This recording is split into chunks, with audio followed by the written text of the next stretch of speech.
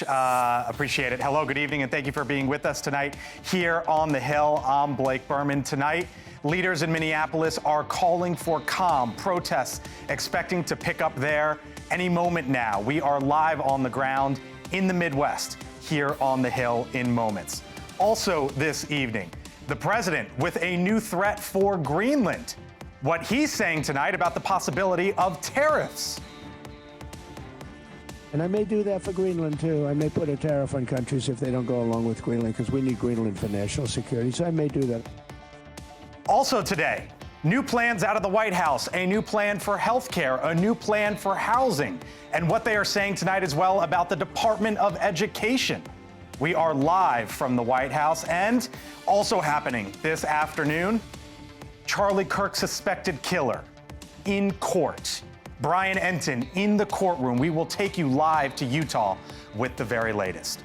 But first tonight, here from the Hill, they are urging for calm in Minneapolis. This, the scene once again in parts of the Midwest tonight. Leaders there expecting potentially another chaotic weekend there. And President Trump asked today about the possibility of invoking the Insurrection Act. I don't think there's any reason right now to use it, but if I needed it, I'd use it. It's very powerful. It is nightfall across the Midwest, and that's where we begin tonight with our Allie Bradley, who is live for us once again in Minneapolis this evening. Hello, Allie. Yeah, hey, Blake. So right now, just for some perspective, it's -2 here in Minneapolis, and you still have a pretty sizable group out here protesting once again. And our cameras were rolling when another individual was arrested out here. The Federal Bureau of Police out here, the Protective Services, surged out. They went after a specific individual and took him to the ground and made that arrest. And it's what we've been seeing in these kind of waves of escalation time and time again. And out here, they're protesting the ICE presence, but they're also frustrated over the deadly shooting that happened over a week ago. And new reports just out showing that Renee Nicole Good was shot 4 times, twice in her chest, 1 to her left forearm, and what the report describes as another possible wound to the left side of her head. Minnesota Democratic Representative Ilhan Omar saying, take a listen. We are justified in the rage that we feel as Minnesotans with the paramilitary force that is roaming our streets. But there is no justification for people to give them the PR that the administration is looking for. And as those protests continue, so does the vandalism. We can confirm here at NewsNation exclusively that at least 11 government vehicles or rentals being driven by federal law enforcement were vandalized overnight in a hotel parking lot in a suburb of Minneapolis. Take a listen to what Commander-at-Large Gregory Bovino had to say. It's the anarchists, the rioters, and some of the protesters that get out of line that are using way too much force in what they're doing against federal law enforcement. Our mission here, Allie, is legal, ethical, and moral. It's peaceful, and we want to keep it that way.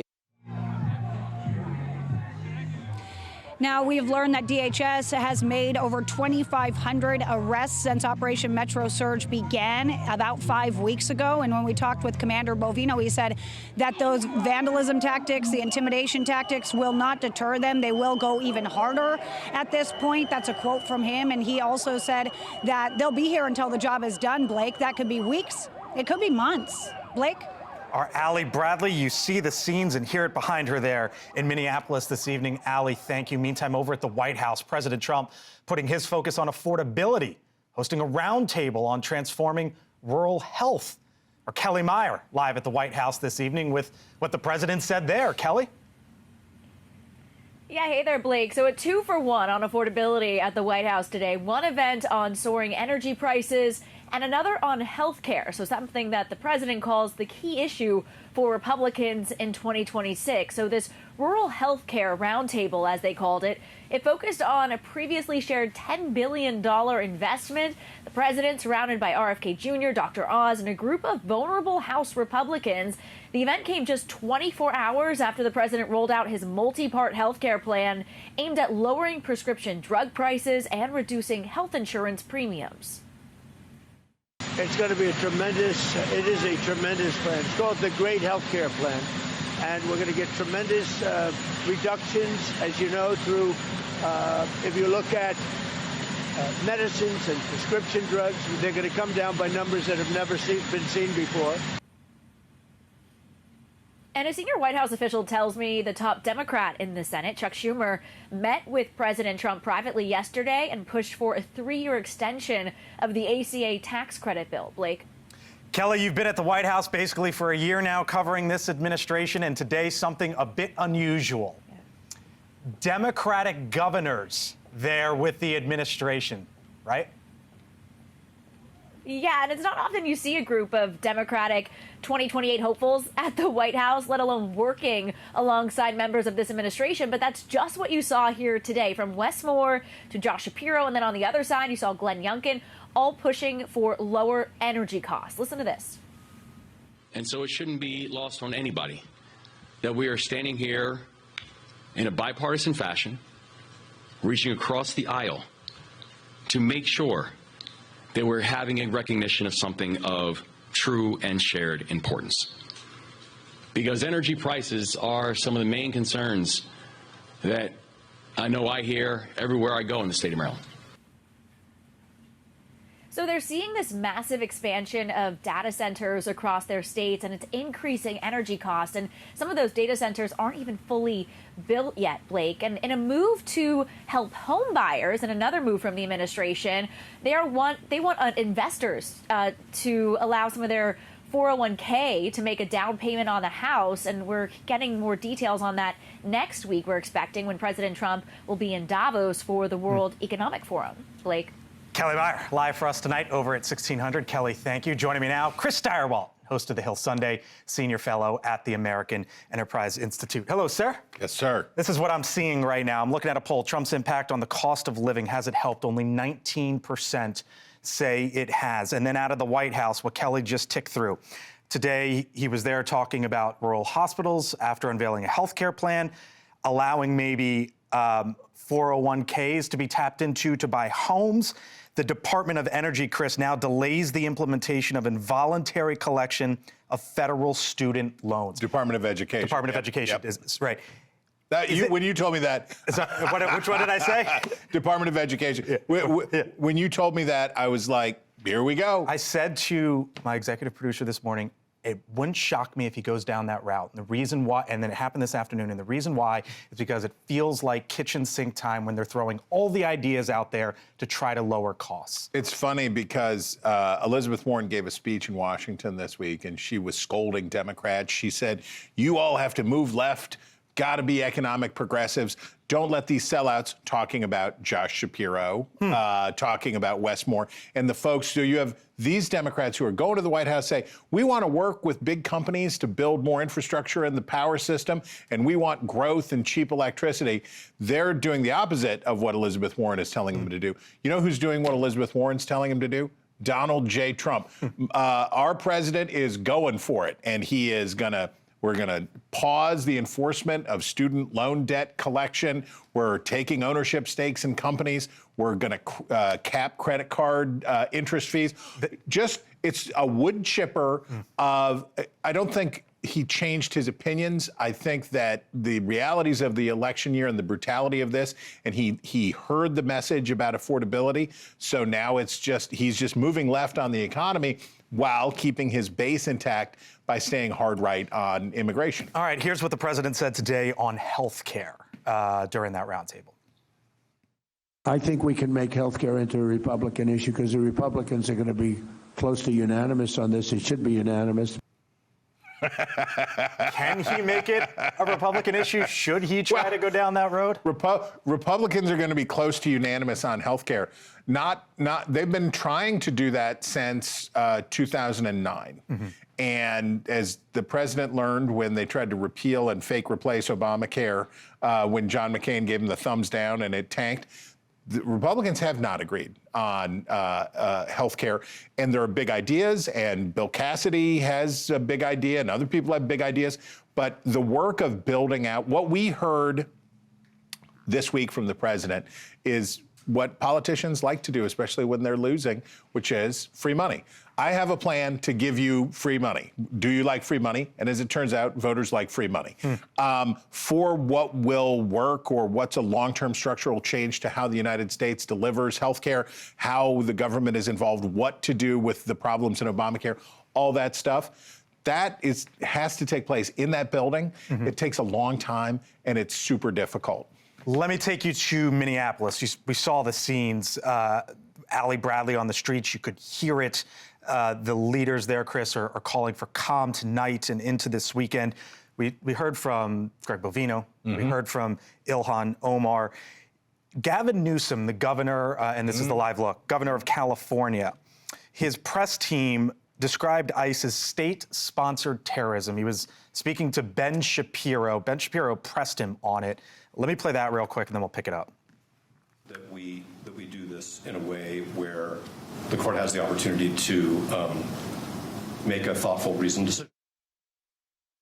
Your press office tweeted out that it was state-sponsored terrorism, which, I mean, Governor, I do have to ask you about that. Yeah. That sort of thing makes our politics worse. Yeah. I mean, it does. Yeah. I mean, our ICE officers obviously are not terrorists. Yeah. A tragic situation is not state-sponsored terrorism. Yeah, I think that's fair.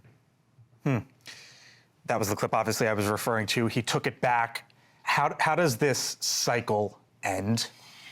Boy, I wish I knew. I do know that for Gavin Newsom, he won his first round with the president, and the courts basically said, yeah, you can't nationalize National Guard in California to do it.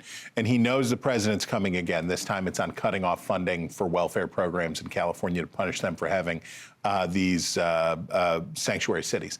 So Gavin Newsom, the distance between here and 2028 seems like a long time to people, but in this town and in politics, 30 seconds after Election Day this year, we are in the 2028 cycle fully, and Gavin Newsom's going to be on quite a ride. And again, you saw Josh Shapiro, Wes Moore, Glenn Youngkin as well over at the White House today. You got the best Sunday show in the biz. Tell me who you got coming up this weekend. Oh my gosh, we're going to talk about all of this stuff. I know that we've got Tony Gonzalez, Republican congressman from that border district down there. I know we've got Matt Meyer from Delaware. He's good. I think we've got John Yoo, who's going to talk about the legalities around all of this stuff, and the best in the business panel of journalists. It's dynamite. Go get him Sunday morning, 10 a.m. The Hill Sunday. As I said, best Sunday show there is.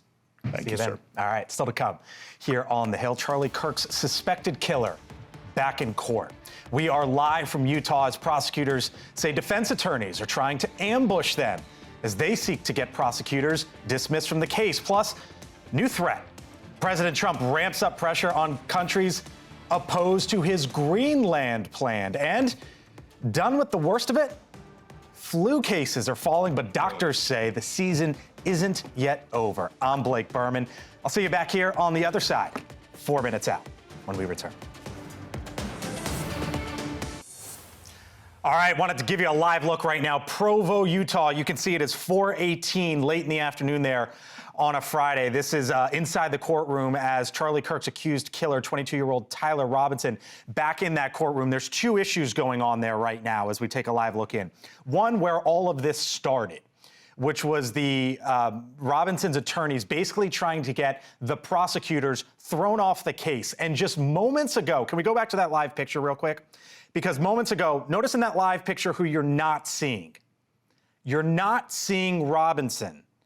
And that was a decision that just came down. Our Brian Enton live in Provo with the very latest. So, Brian, you've been in that courtroom all afternoon long. Explain to me the two things that are before the court this hour. Yeah, I didn't see this coming, Blake, but just within the last couple of minutes, there are now lip reader concerns. The defense said that because the camera was showing Tyler Robinson, at certain points you could see his mouth moving when he was talking to his lawyer, and they're concerned about lip readers out there in the public who may be trying to read his lips. And the judge agreed and said, okay, the camera can no longer show Tyler Robinson, at least for today. So that's why you see this live look now. All you can see is the attorney talking to the judge. Whether that's going to be the way it is going forward, I don't know. I've never really heard about lip reader concerns in court very much before, but this is the issue we're dealing with right now. The other big issue, which is the reason we're here, as you mentioned, is the defense wants the entire prosecution team booted off the case because one of the prosecutor's kids, an adult child, was at the Charlie Kirk shooting, was about 80 feet away when Charlie Kirk was shot. And the defense says, look, that makes the prosecution team biased. They can't be fair in this whole thing. The child, the prosecutor's kid, was basically not only a witness, but also a victim, and they need to be booted off. So that's what today's hearing is about. We're going to hear testimony from both sides. We're apparently also going to hear from the prosecutor's child who's going to take the stand. I don't know if all that's going to happen today now, though. I mean, it's been delayed by all these other concerns. But that's sort of the reason that this hearing was happening in the first place, Blake. And Brian, this has been going on and off for more than 3 hours now, right? It has. And honestly, not much has been accomplished because of the fighting back and forth. There was a whole period where they were arguing over whether to throw the cameras out altogether. The prosecutor wanted the cameras out for today because, frankly, he didn't want his child to have to go up on the stand or to have to be made public as part of all of this because his child was one of the people at the Charlie Kirk event. So the defense agreed, but interestingly, the judge came back and said, no, the cameras get to stay. I want to keep this public. So now the cameras stay, but we can't see Tyler Robinson because of the lip reading concerns.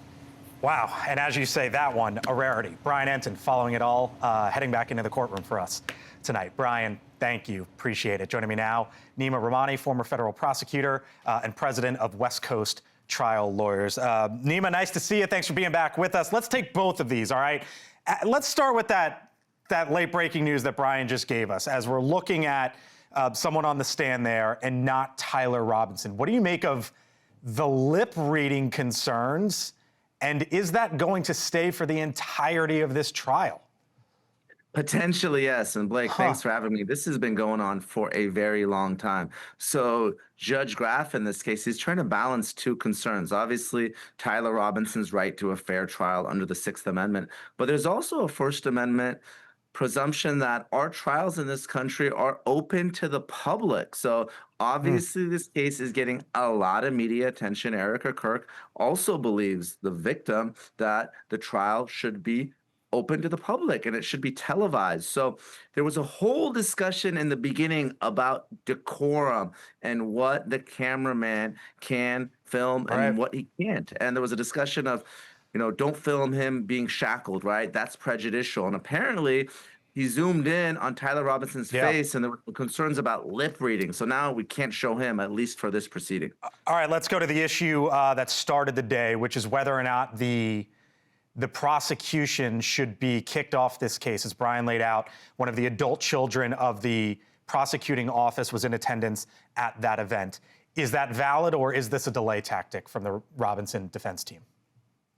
Look, I'm as pro-prosecution as they come. I understand why the defense is doing this. When you're handling a death penalty case, it's not just about the trial. You're trying to set up issues for appeal. There's mandatory state and federal appeals. So sometimes the best defense is a good offense. And by putting the prosecution on its heels, that may give you some leverage to negotiate some sort of plea. I don't think this is going to win. The standard is significant risk of actual bias. Someone's daughter being in the crowd who reportedly didn't even witness the shooting, but just happened to be there. I don't think that's enough.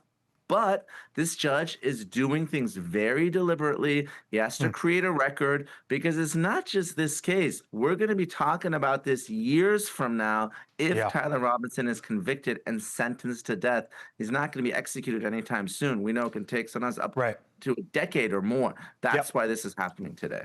All right, we'll leave it there. Nima Rahmani, as our live coverage continues here on News Nation and into the evening. Thanks for the perspective and insight. Appreciate it. Still to come tonight. Thanks, Blake. Talk soon. Of course, the plot to kill Prosecutors say a California man claimed he planted pipe bombs at Disneyland ahead of the vice president's visit there. What we are learning at this hour as these moments. This info just coming into our newsroom. Plus, President Trump adding real pressure on countries as he pushes for Greenland. By the former NATO Commander General Philip Breedlove tells us why he's been pushing for U.S. control for years. It's on the other side. All right, it's the bottom of the hour. Some of the top stories that we're following tonight in our newsroom. 6:30 here on the East Coast, and it is 3:30 out west in California. And there is breaking news coming in from our affiliate KTLA in Los Angeles. That's where an Anaheim man is now facing charges for saying he planted bombs, pipe bombs, at Disneyland ahead of a visit by Vice President J.D. Vance and his family. The man is accused of making the threats in comments on Disney's Instagram page back in July, the same day as the second family's visit. The filing reports the man initially denied the comments to Secret Service, but later admitted to writing them. He's now charged with making a threat against the president and successors to the presidency. Also breaking tonight, the FAA now warning airlines to be careful when flying over Central America and parts of South America, citing the risks of potential military activities and GPS interference. The notice comes 2 weeks after U.S. Special Forces, of course, captured the Venezuelan leader Nicolas Maduro. The FAA warning lasts, at least as of this evening, for 60 days. Over to Ohio now. The Transportation Secretary Sean Duffy stopping at 2 auto plants today with the EPA Administrator Lee Zeldin and the trade rep Jamison Greer. The trio promoting the Trump administration's rollback of fuel efficiency standards to steer automakers away from exclusively producing electric vehicles. Now, the administration says it will drive down the cost of a new car by thousands of dollars, though Duffy today admitting it could take time for costs to come down. Their tour, how about this? Coming on a day in which Canada struck a deal with China to import EVs. Secretary Duffy blasting the move. No one has ever accused Canada of making always the smartest and best decisions, and I think they'll look back at this decision and surely regret it to bring Chinese cars into their market. But again, they're a free country. Let them make those choices at their own peril. This is a big one for North America. It's a major reversal as well for Canada, which imposed 100% tariffs on Chinese EVs in 2024 in lockstep with the Biden White House. That effectively blocked all imports. But tonight, Carney and Xi on the same page. And back here at home, it feels like just about everyone is sick. You probably know someone sick with the flu, right? Good news. The flu season appears to be easing. The CDC now shows a steep drop in flu hospitalizations. You can see it there. And doctor's office visits over the last 2 weeks. Flu season has been hitting especially hard this year with hospitalizations peaking around Christmas. What's not surging this winter? COVID and RSV. Well, the president threatening tariffs on countries that oppose his bid to take control of Greenland. I may do that for Greenland, too. I may put a tariff on countries if they don't go along with Greenland, because we need Greenland for national security, so I may do that. It comes after several European nations have spoken out against the president's push to acquire Greenland, and several have sent troops and military assets to the island nation. Our Robert Sherman, NewsNation national correspondent, with us live tonight on the very latest. Hello, Robert. Oh, hey there, Blake. Well, the president not shying away from his Greenland endgame, making clear that he wants control of Greenland, believing that it is a vital component of national security, especially when it comes to the Arctic.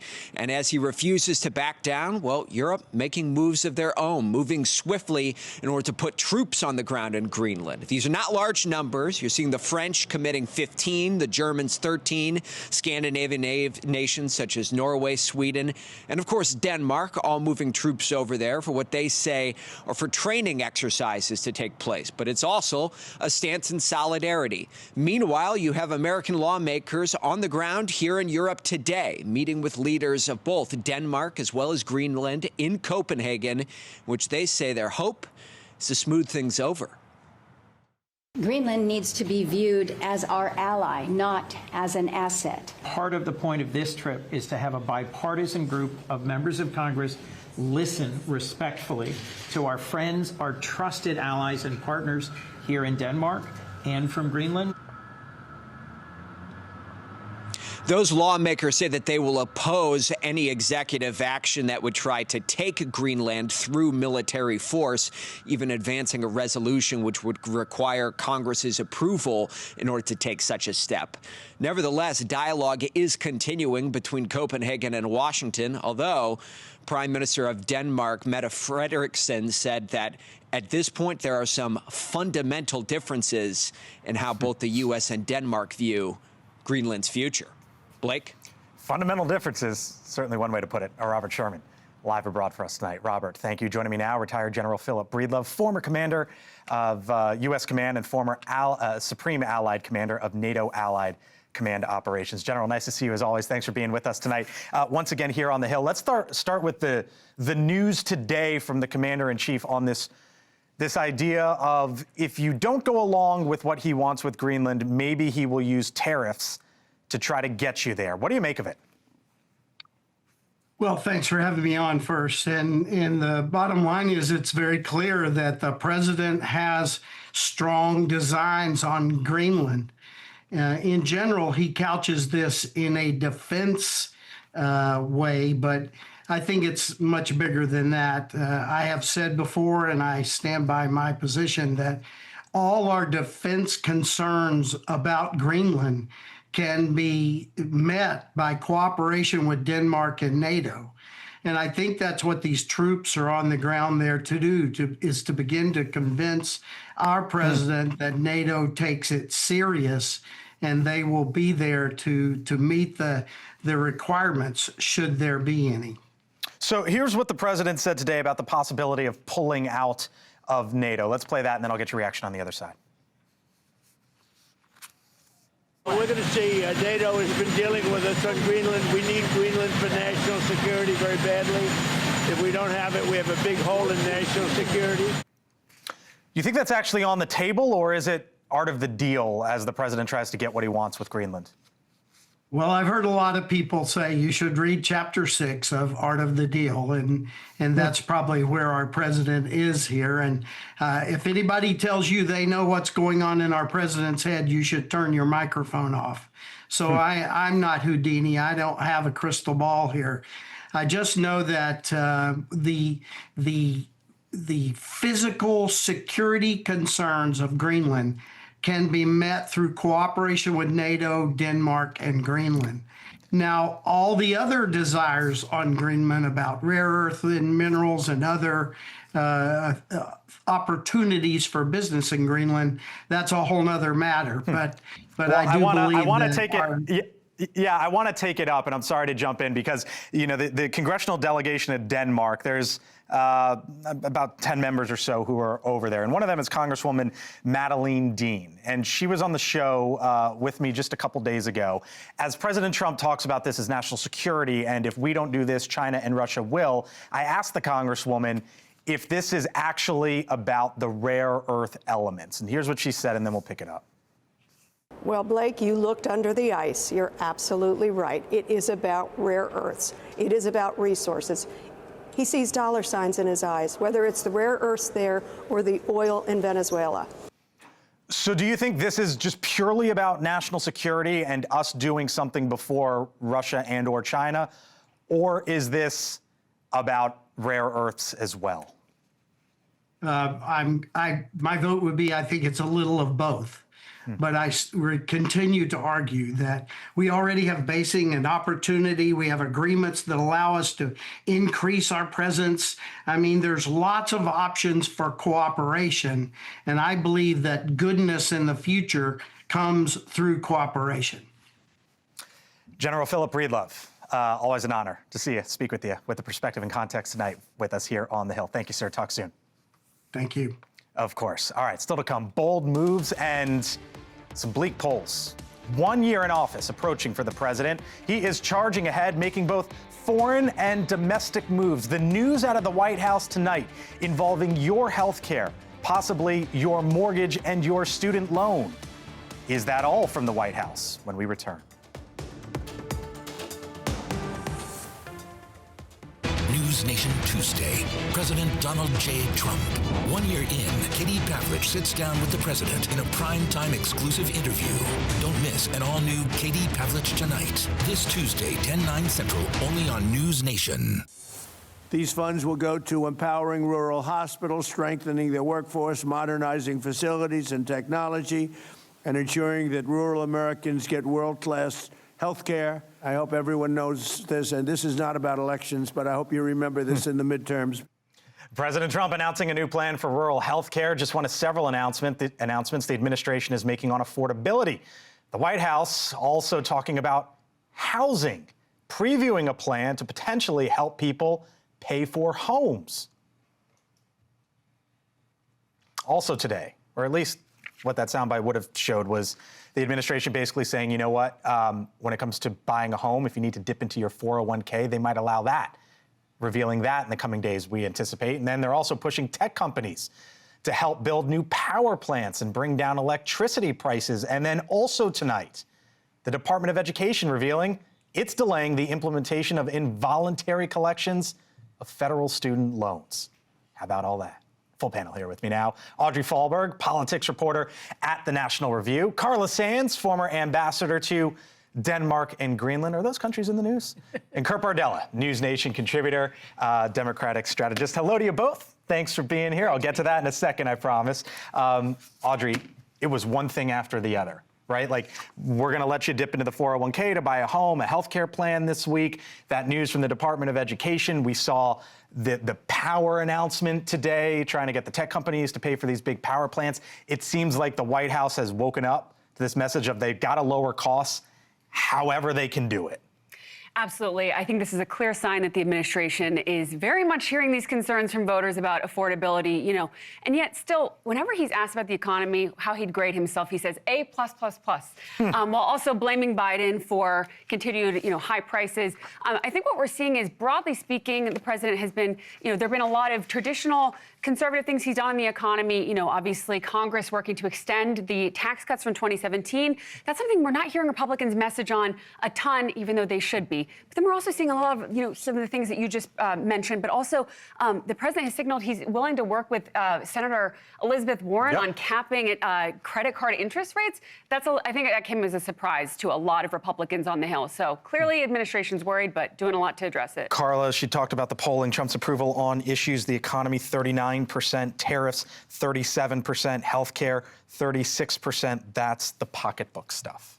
Yeah, and it's coming. Just wait until the refunds come from the IRS. Those checks are going to be probably about $1,000 or more of a refund back, more than in 2025 that they got in the spring of 2025. So people are going to be very happy when they see their refund check, and they'll probably go out and spend because the consumers are showing how strong they are. The economy is growing. It's the fastest growing economy in the world, more than 5% growth right now. Well, no, they're predicting we're not necessarily at 5%. Well, I do believe that we will see that. Now, I think that if maybe a point or two was shaved off by the closing of the government, so there is a war by the Democrats on that. But I'm really excited about what's happening, and people are going to see the results in the one big beautiful bill coming forward. This is the argument that you hear from Republicans, Kurt. 2026 is the year. Stand by, you wait, here it comes. Okay, we'll see if that happens. I mean, they are setting up expectations that I'm not sure that this economy is going to be able to meet. The reality is, if you stand for all things, and it sounds like Trump's trying to be all things to all people right now on housing,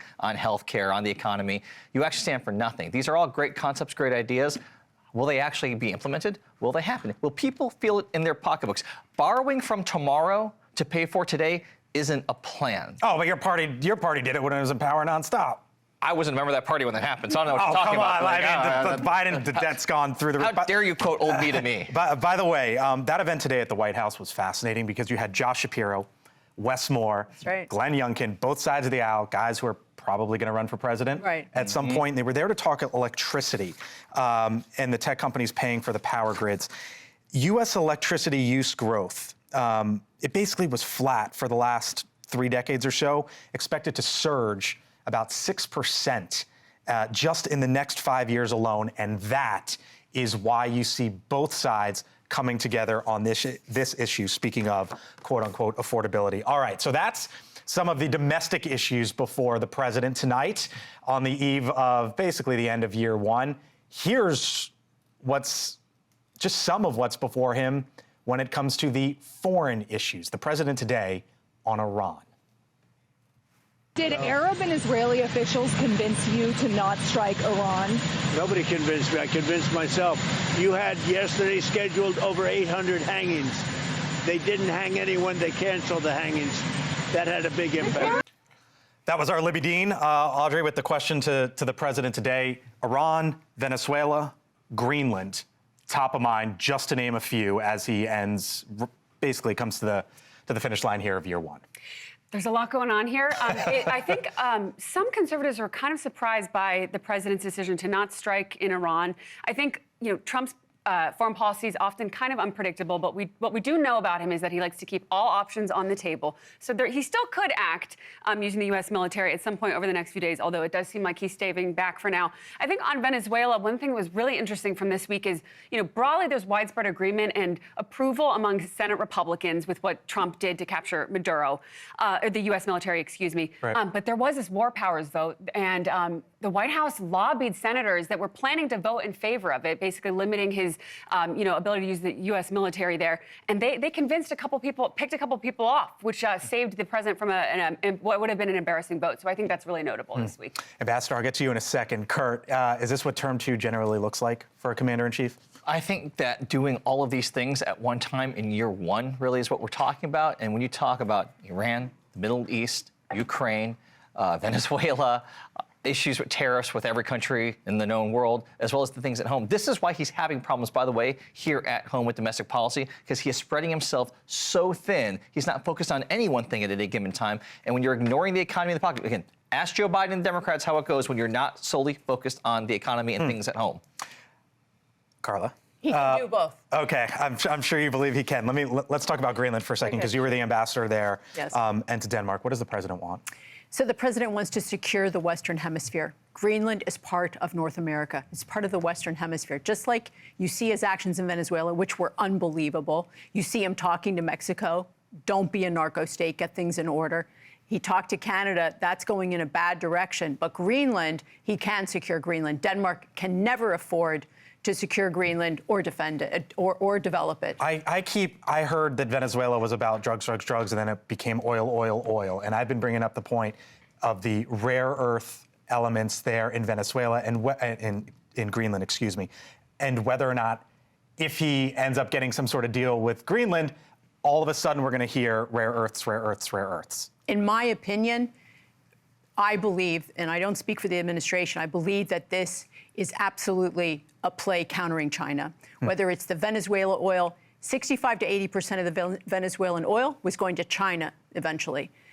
Iran, also lots of oil going to China. If you box that energy out, you have a better trading partner. China's not complying with what they were supposed to be buying in the fourth quarter of last year. So we have real challenges with China, and this can help end the Ukraine war. Enough pressure on China, they stop funding Russia and supplying Russia, and it ends the Ukraine war. It gets the world in a better shape, and we have better trade. He's skeptical. I just find it interesting. I always hear this rationale that it's all about keeping Russia and China in check, yet this administration time and again has done things that have emboldened and empowered Russia. We just sent China into the arms of Canada because of our tariffs.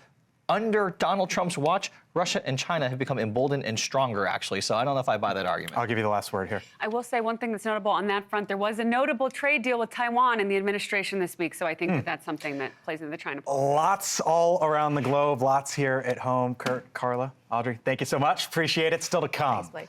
How about, so we just talked home and abroad, right? What about space? Did you see what NASA said today and where we are going next? I'll show you. Other side.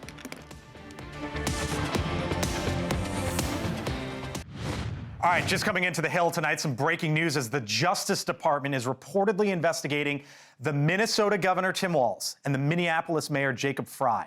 The DOJ reportedly accusing the two officials of impeding the work of federal law enforcement officers. This is the latest, of course, in the fallout over the death of Renee Good when an ICE officer shot into her vehicle. Tim Walz responding on X tonight, to the report, saying, in part, quote, weaponizing the justice system against your opponents is an authoritarian tactic. The only person not being investigated for the shooting of Renee Good is the federal agent who shot her. Of course, the Trump administration and the Department of Homeland Security says that the shooting was justified. Tonight, the report and the reaction from Minneapolis. All right, if you're just getting home tonight, here's some top stories. Hill headlines before we head into the weekend. Mexican president highlights compelling results in crackdown of cartels in the face of Trump threats. How about that? The president there, Claudia Sheinbaum, sharing today that the country is making significant progress combating cartels and reducing migration. The president citing a drop in homicide rates and a decrease in fentanyl seizures as a reason that American intervention in her country, she says, is unnecessary. And then there's this. Keep your eyes to the skies this weekend. Which states could see the northern lights? The space weather prediction, forecasting a chance of witnessing one of nature's most striking phenomena. You can see the states in the red, in the visibility here, there, above the red line, where millions of Americans may catch the lights caused by geomagnetic storm activity from our own backyard. To check out those stories and more, all you have to do, head on over to thehill.com. You also can scan the QR code on your screen. I write for the morning report. All right, Elizabeth Vargas reports. Coming up next, she'll be speaking with the Five for Fighting singer John Ondrasik about combating anti-Semitism and why he's surprised pro-Palestinian protesters aren't standing up for the Iranian people. That's coming up about 20 seconds away here on News Nation. Elizabeth Vargas reports just seconds away. I thank you so much for being with us tonight here on the Hill. It has been yet another consequential day and week, and you can say a consequential year as we are just approaching the president's 1-year anniversary in office. We'll be back for it all here next week, but don't go anywhere. Elizabeth starts right now.